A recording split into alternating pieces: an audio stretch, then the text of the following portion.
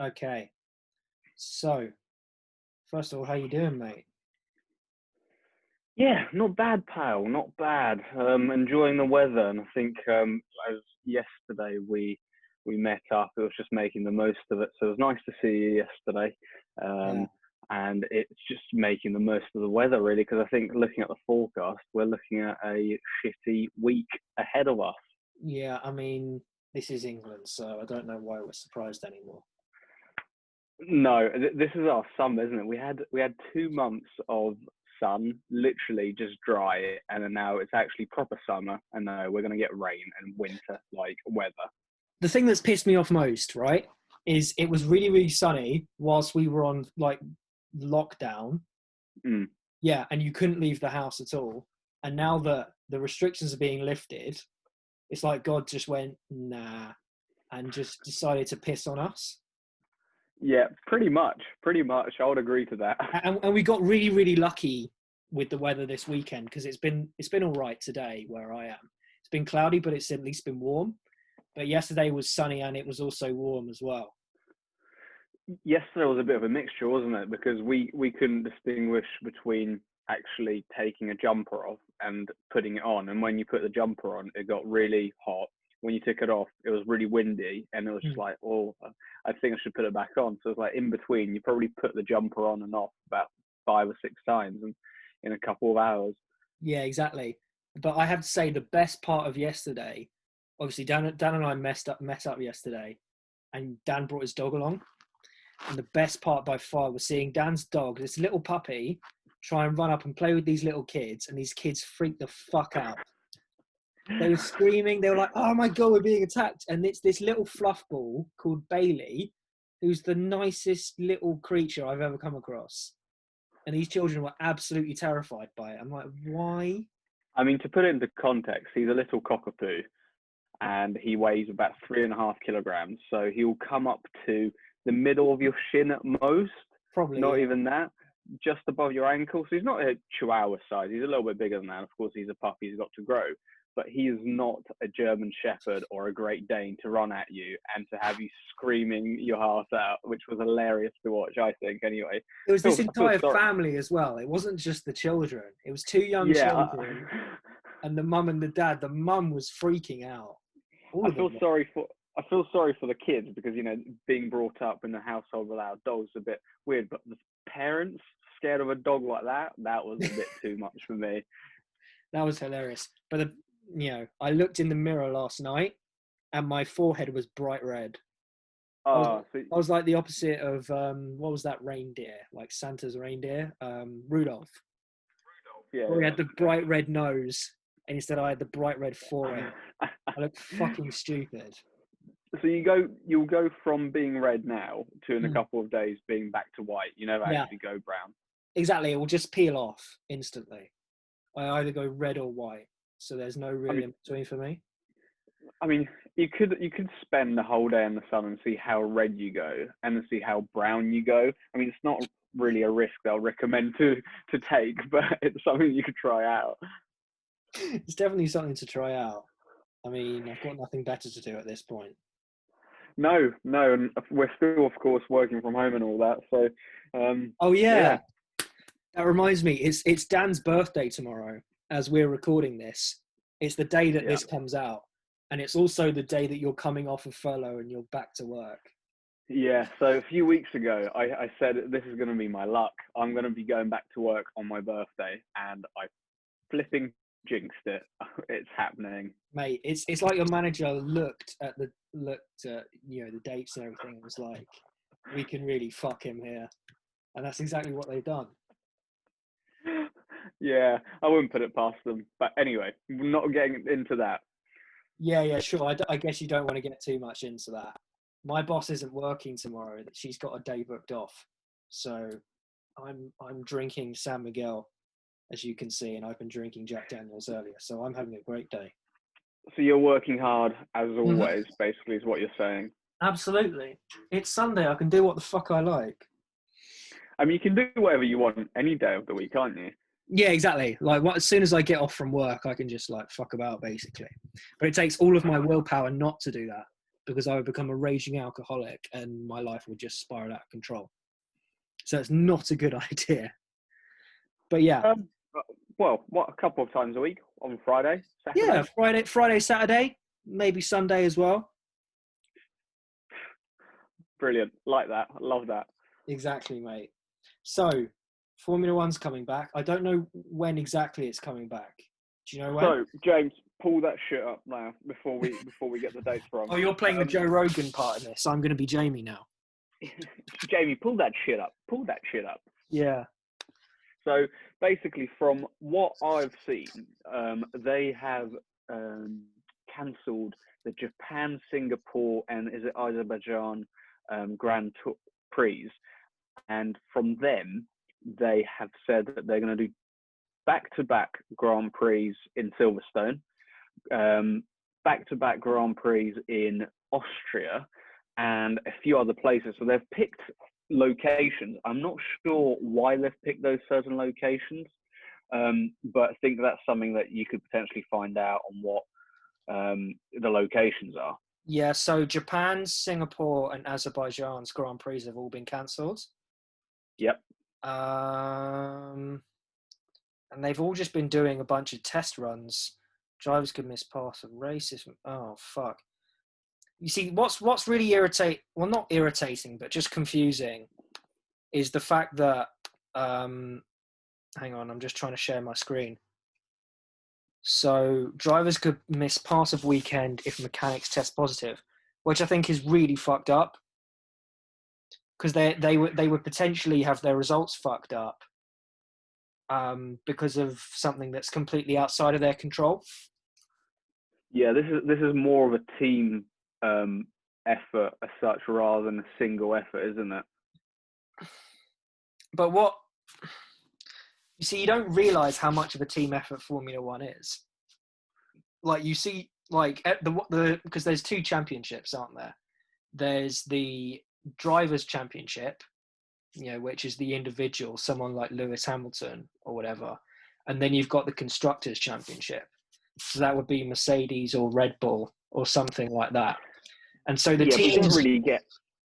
Sorry to interrupt, but you don't really get much recognition for the team. You've just got the driver who associates with them, with that team. And, for the past few years, it's been Hamilton. Before that, it was Vettel. But Vettel associated himself with Red Bull, Aston Martin. After that, he's gone to Ferrari, and he hasn't really done much. Nah.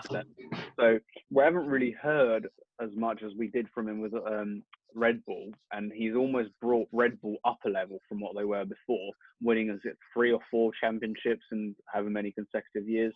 And he was almost that, almost that Schumacher level where he won so many. But then Mercedes came back and they went, well, actually, we've got Hamilton, and whatever. I'm not going to argue here if Hamilton's the better driver. I'm just saying the car that he was driving is clearly better because Vettel couldn't perform the same way with Ferrari as he did with Aston Martin. So that's potentially a talking point there with what you were saying, the Constructors' Championship and the Drivers' Championship, because you've got to find the level there with who's influencing who more. Exactly, and that's the really hard thing to judge, because they could come up with who's last on the grid. Williams is last, right? They were the one that did worse last season.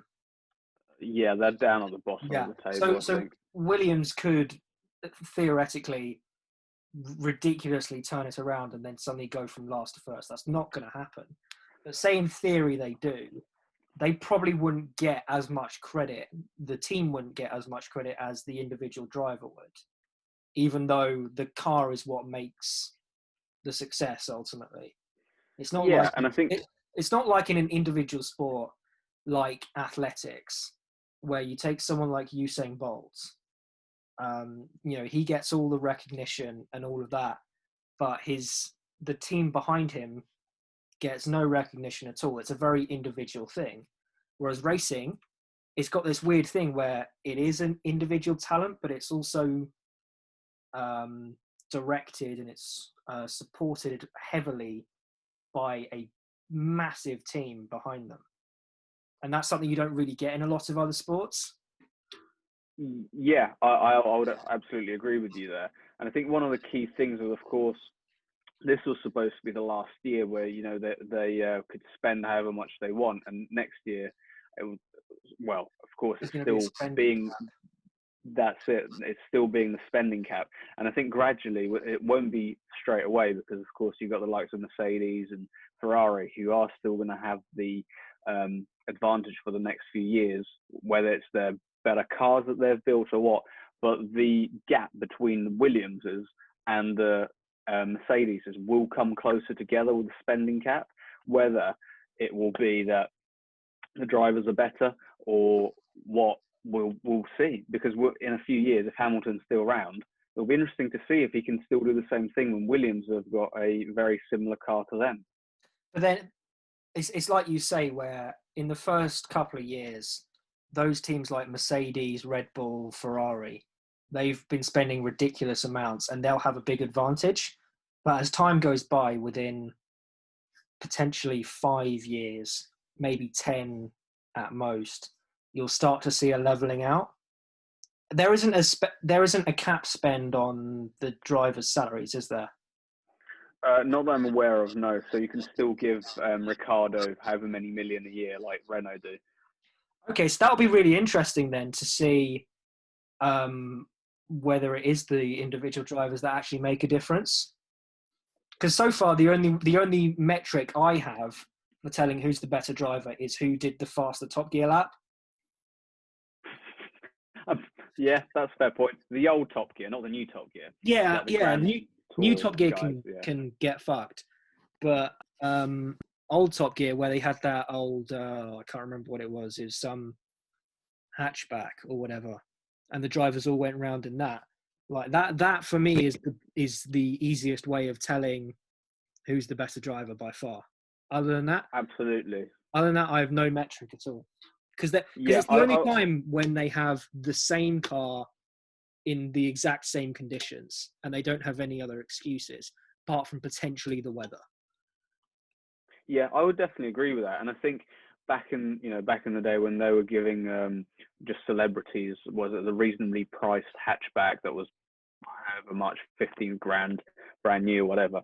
But they sat down with the Ferrari, not the Ferrari, with the Formula One guys, and quite a few of the proper professional drivers came in, and they did those test runs around the course, and you had Ricardo break everyone. And there was this hype over the last few years that he's such a great driver, he's been driving for this and that, and then Renault's come in and said, well, we're going to give you a shit ton of money, come drive for us. But Renault's brand and Renault's whole car doesn't seem to be reliable enough, because all you see is him breaking down. There's a fault here, there's a fault there. So now he's going to be moving to McLaren, isn't he, as of next year? Yeah, it's him and Carlos Sainz, isn't it?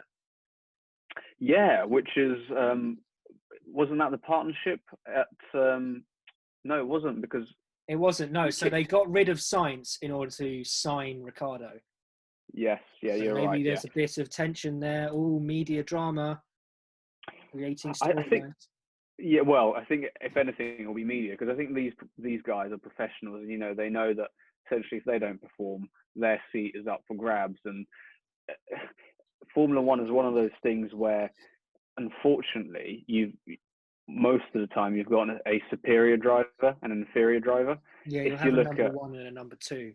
Like the clearest example I can think of is Vettel and Mark Webber at Red Bull, where they intentionally, didn't they? They intentionally favoured Vettel because he was the favourite for the individual championships, even though Mark Webber was a perfectly good driver and he still was making podiums, much like Vettel was. And it was quite sad to see. But then it was really cool a couple of years later for Mercedes when Lewis Hamilton and who was the guy? Nico Rosberg were battling it out, and they said, we're not favouring anyone. We're going to give them exactly the same opportunities, and it's the better driver, and the better driver won. So that's a good argument for why Lewis was winning. But it was very sad to see Red Bull favour Vettel in that way. Yeah, potentially. I think even if a team says, we're not going to favour anyone, I think even now, if you look at Mercedes, they'll say, oh, we're not going to favour anyone. But if you've got Bottas and Hamilton head to head and they're racing against each other, they are going to tell Bottas to, back off because he hasn't got the same amount of points as Hamilton potentially in the league. So even though I think on paper they say we're not going to favour anyone and, we're going to give the same opportunity, I think Hamilton's got the experience behind him and he's got the name out there that he's won it however many times, and he's pretty much in line to be the next big thing there in front of Schumacher now in F1. So looking at it like that, I think it's one of those things that you can only really apply on paper. There's always going to be a favourite, in my opinion, anyway. No, I completely agree with you. Like, Lewis has won so many championships, and Bottas, ever since Rosberg left Formula One, I haven't really kept up with it, honestly. So I don't know where he's been coming in the championship relative to Hamilton. But I know that Hamilton's just been, ever since Rosberg left, has just been winning it year after year. So if they're put in a situation where they have to favour a driver, they're obviously going to pick Lewis because he will. Isn't he level on championship wins with Schumacher right now? I think he's one away. Okay. If I'm aware, I think Schumacher's got it 7, and Hamilton's got it 6. Okay, so if that's the case, then you would assume that they would want to support him and then get it level with Schumacher, because that's a pretty cool thing to have. Oh, you're playing Jamie now, are you? I'm playing Jamie. 1 sec. I've got to make sure that this 6 and 7 is right because it's going to annoy me so much. Hamilton. Do you want to get up on the screen to make it more efficient? You can share your screen. There's a bottom on the bottom of the Zoom thing where you can share your screen. Oh, 1 second. 1 second. Yep. Teething problems right here. I mean, this can be edited out, can't it? Nope, we're keeping it all in. Brilliant. Either way, he's really fucking good, and Bottas hasn't won anything, so you can't really compare the two. Oh my god, my time. Right. So, only you can share the screen. So if you enable me, god damn it.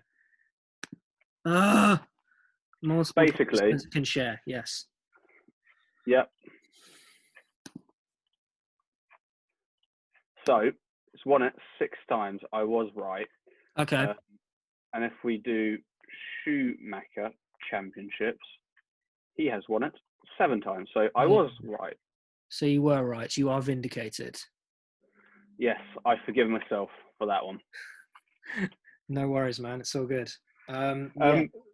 So basically, as we were saying, he's basically the next big thing. He's going to be the face of Formula One. And, without going too far off subject, with what's going on at the moment, I definitely see Formula One putting him on there on the front with, Black Lives Matter and Hamilton being such a big advocate for it and all that sort of thing. He wins the 7th championship this year or next year. That's it. He's all over the fronts of F1, and he's the next big thing, I think. I mean, he's already been the poster boy for Formula One because he's been so successful. I'm just looking ahead now at the rest of the calendar, and it's really interesting now. Like you say, they're just going to go week after week. Do you wanna pull it up on the screen and put the proper calendar so we can discuss? And I want to see what their indication is for why they've picked out these places. So this is the cancelled stuff, isn't it? This is just what BBC is showing. All times the UK is subject to change. It's the 15th now, and they definitely haven't had that. No. I think they're due to start on the 3rd of July, aren't they? I thought there was going to be one on the something like the 4th of July and then the 11th of July.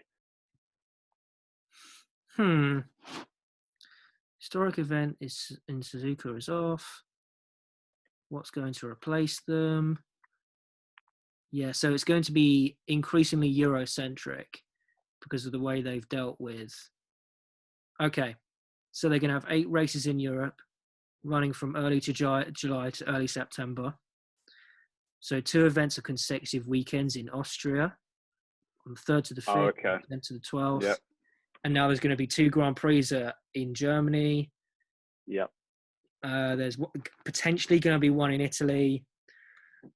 And they're exploring the possibility of Canada. F1 is likely to move on from Sochi. I mean, Sochi's a shit Grand Prix anyway. It's not the best ones. I've never watched that Grand Prix. I've watched the highlights and it is dead.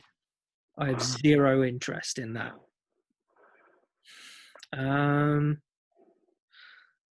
There's a major events ban in Texas. No surprise. Mexico probably wouldn't. Oh, it is. It's planning to host its Grand Prix. Oh, that's very, very strange.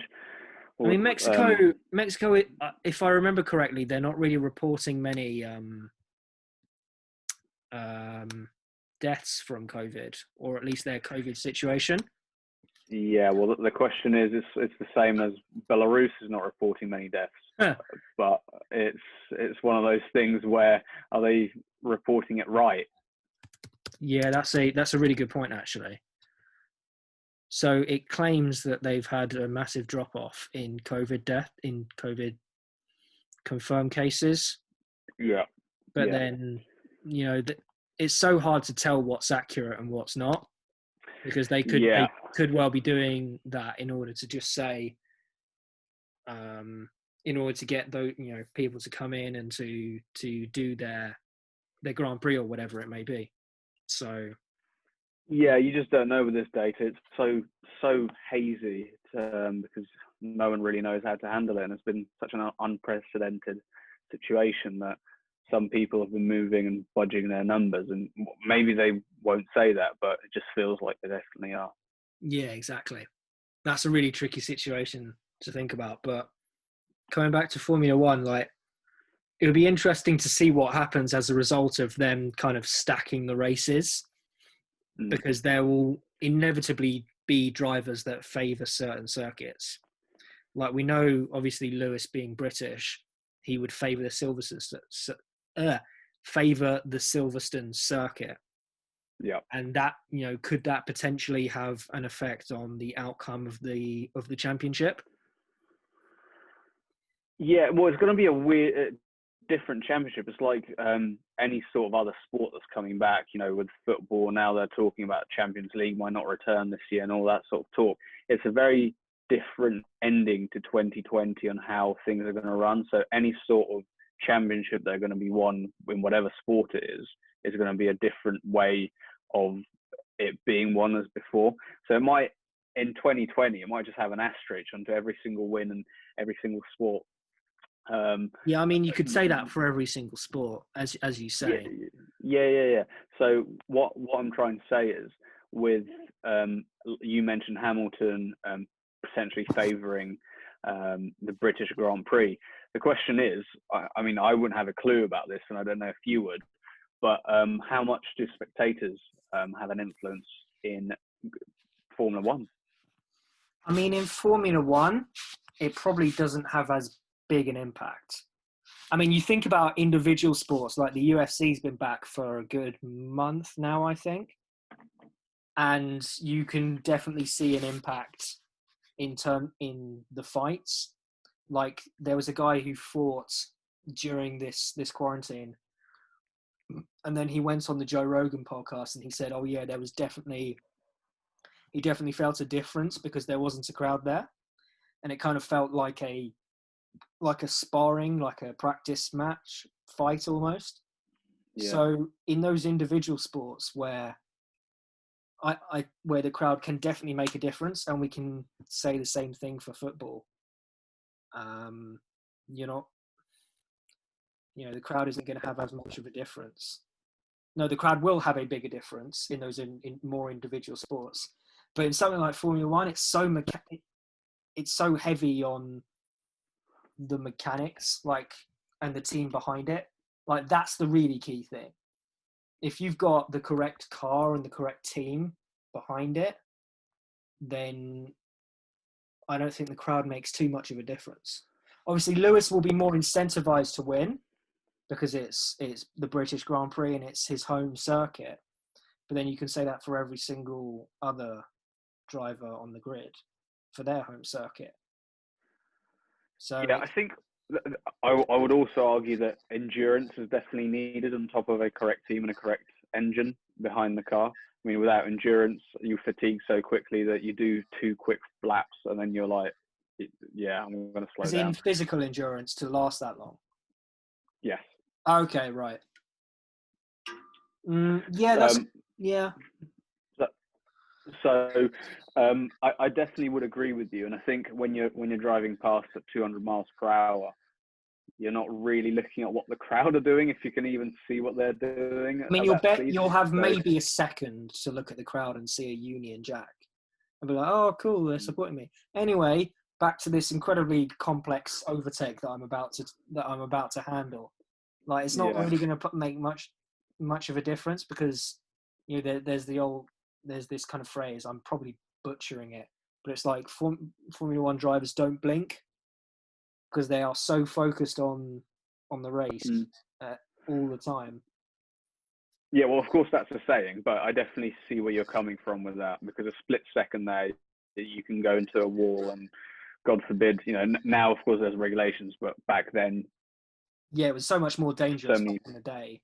people died because of not being 100% focused.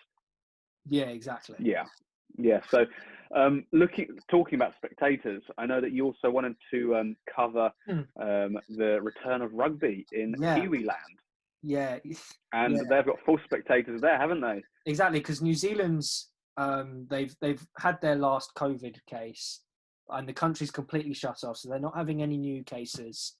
And the country can go back to normal now, which I think is really fucking cool. But at the same time, it kind of makes me jealous because I wish we had a competent leader like the New Zealand Prime Minister. But that's another topic for another podcast because we're definitely not smart enough to talk about that. But it was really cool to be able to see live sports with a live crowd that's into it again. I think that was just the best thing by far. Yeah, I mean, I'm not a big rugby fan, so Mm. I can't say I know a lot about this. Mm. I've definitely heard about it, and looking at the videos and looking at people talking about it, it almost seems like they're living pre-COVID, and it's brilliant because I've been in these hallucinations that we're going to be in a different world and all that sort of thing, how things are going to be, and looking at them, it's almost giving me hope that things can go back to normal potentially, Yeah. if there's a vaccine or whatnot. So it makes me very happy deep down, being a sports fan, that you can go and get emotional again with your team winning or losing or whatever. But it's that human emotion that I think makes me feel a little bit better, that we're going to be able to feel it again. Exactly, and that's the big thing where, obviously we've got live football again in some capacity. I think it's starting this week, isn't it, the Premier League? But we've had Yeah, a German few football. games. But yeah, we've had German Few, football for like the last month or so. yeah. But it's not been the same because there hasn't been a live crowd that can get behind it.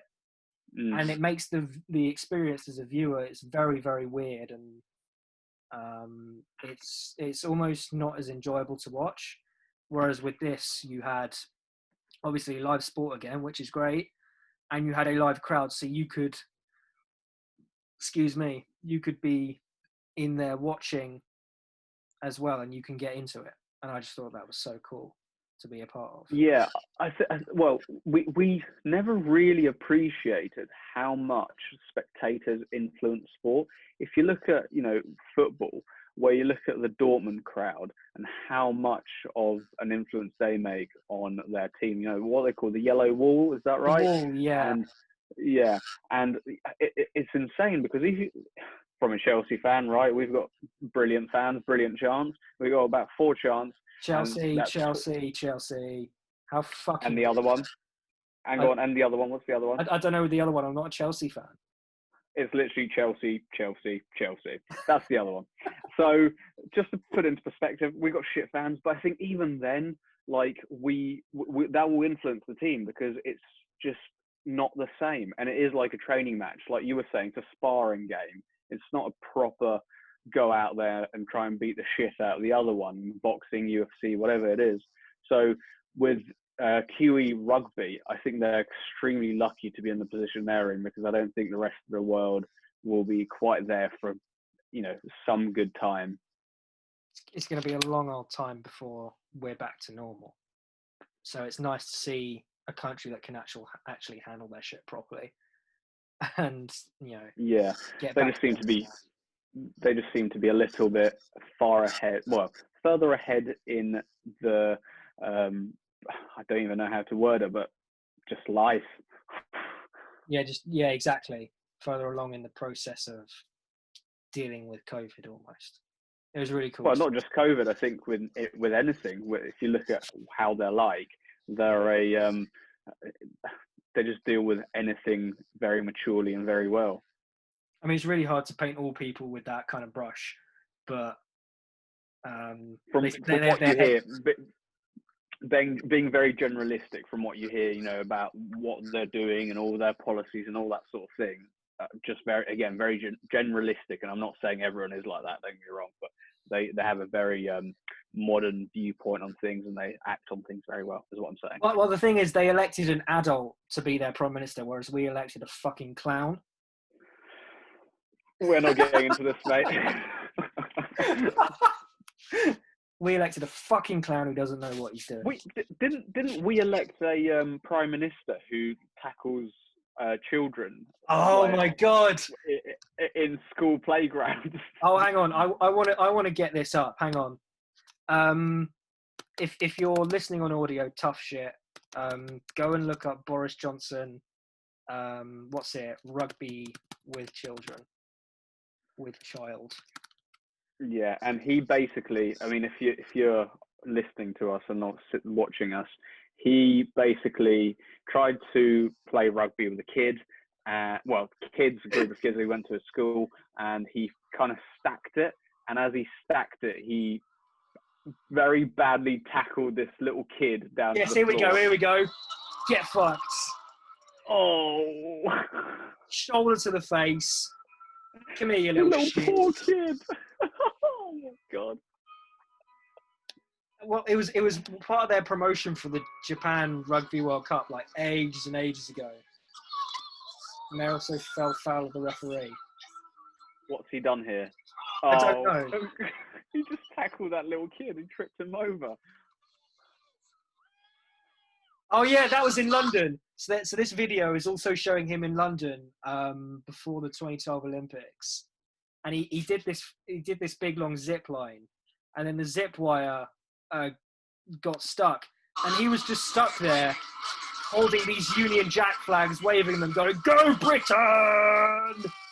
like a fucking ape. Look at him. I say this respectfully to our Chinese hosts who have excelled so magnificently at ping pong. This is our Prime Minister. Ping pong was invented on the dining tables of England in the 19th century. It was, and it was called whiff-whack.